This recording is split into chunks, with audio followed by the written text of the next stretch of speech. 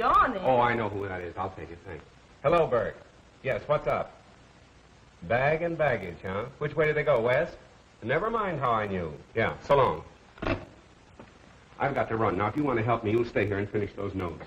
Well, you're just trying to get rid of me. No, not at all, really. If whether or not I go on the air tonight as advertised depends absolutely upon you. Now, you wouldn't let me down, would you, pal? You bet I won't, pal. All right, so long.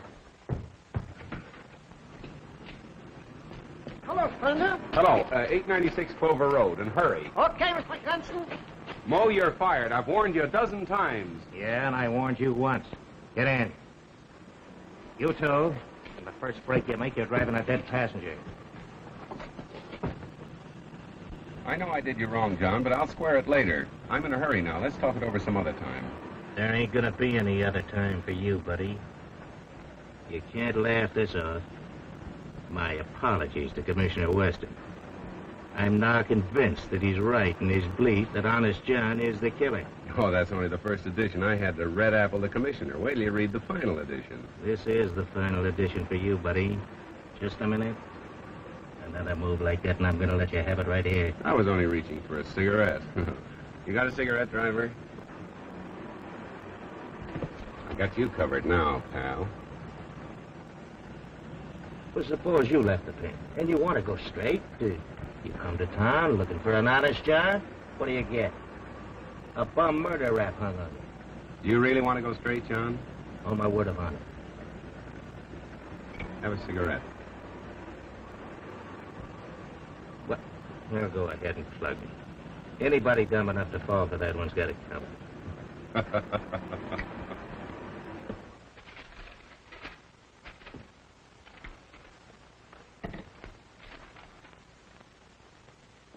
Am I on the air? Thank you. Ladies and gentlemen, this is Miss Phoebe Lane, the Shadow. If Police Commissioner Weston is listening in, I should like him to know that the Shadow and I think he's the world's prize sap, and we intend to leave no stone unturned. The Shadow knows who killed Gerald Morton and why.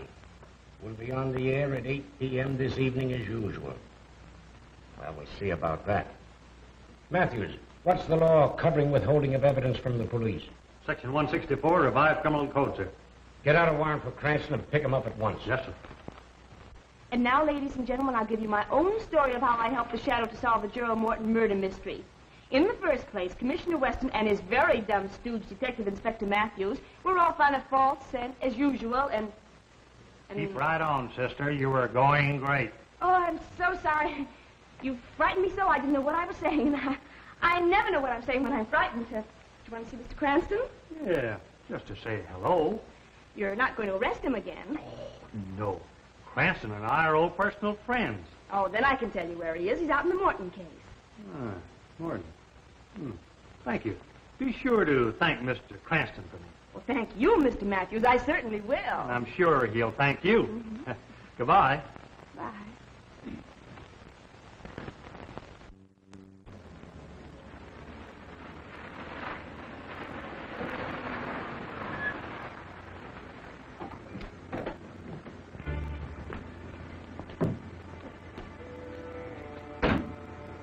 Remember your instructions, Stefan.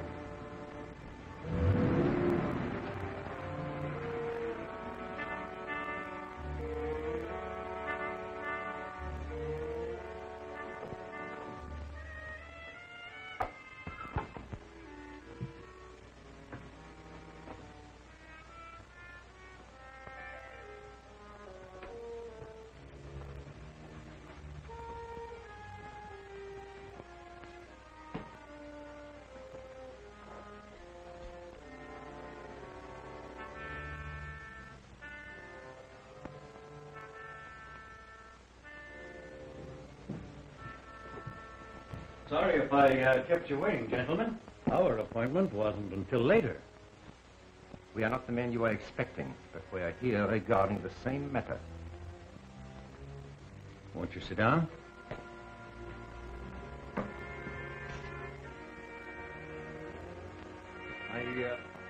Really, there's no need of that. The business is out of the confidential stage, and the deal is about to be concluded. The deal will never be concluded.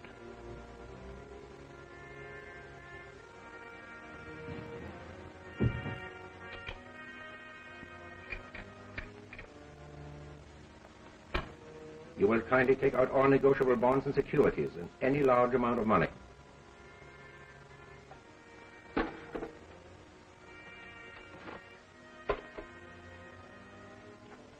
This is all I have of value here. Mrs. Morton's jewels and the bulk of my holdings are in the bank vault downtown. And if you want to... This is not a robbery, Mr. Morton. This is a matter of international diplomacy. These bonds represent much money, do they not? $100,000 or more. I don't see what ends you can gain by killing me. Let us review the history of the international loan you were about to make tonight. 3 years ago, a French banker was about to lend that money.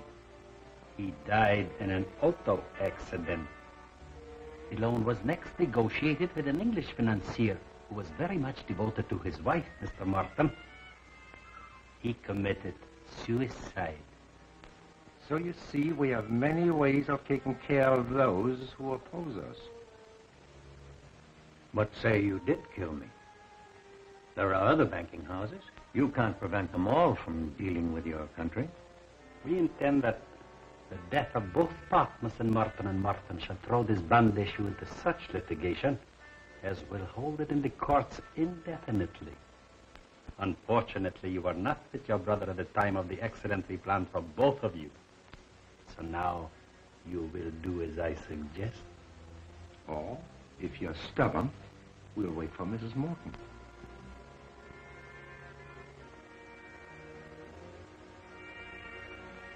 What do you want me to write? The death of your brother will make necessary that you account to his estate for your interest in the firm, will it not? Of course. Good. We take these. Your accounts are 100,000 short. You are faced with exposure as a faithless partner, as the thief of your brother's money. You understand? Now you know what to write, Mr. Morton.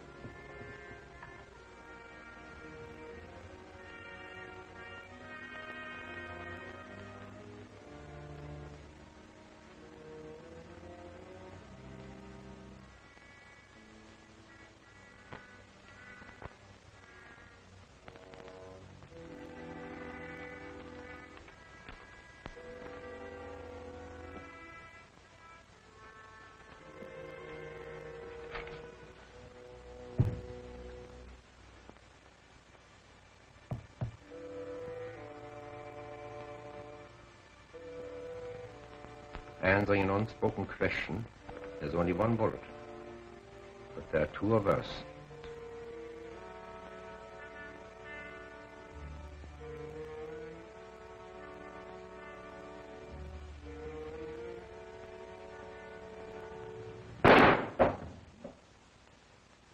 Good shot, John. Are you surprised to see me? You won't need this now, Mr. Morton. Oh, Floto, I thought you were clever. Even a small-town constable could spot that concealed weapon. You better let me take care of that, Mr. Morton. Watch him, John.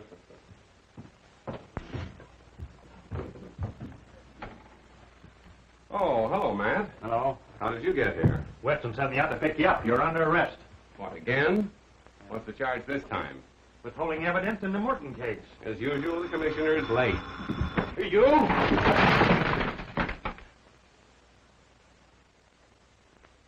If it's my last act on Earth, I'll put you in jail for life.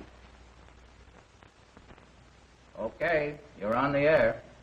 The Shadow speaks, announcing that the Morton case has at last been solved and the murderers are now in the custody of our able police.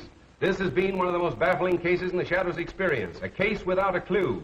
Murderers too clever to be caught by ordinary methods, and had it not been for the able cooperation of the police department, the case would still be unsolved. I have already handed Commissioner Weston a bouquet today.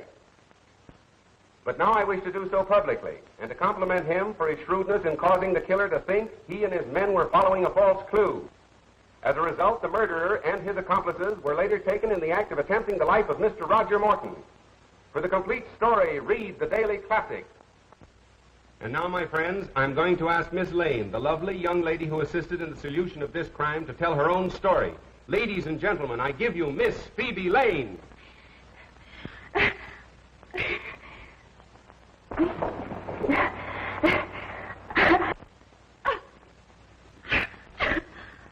Ladies and gentlemen, there seems to be a great deal of static interference this evening. And anyway, we thank Miss Lane for her very vivid description. Remember, ladies and gentlemen, crime does not pay. This is the Shadow saying goodbye until our next broadcast.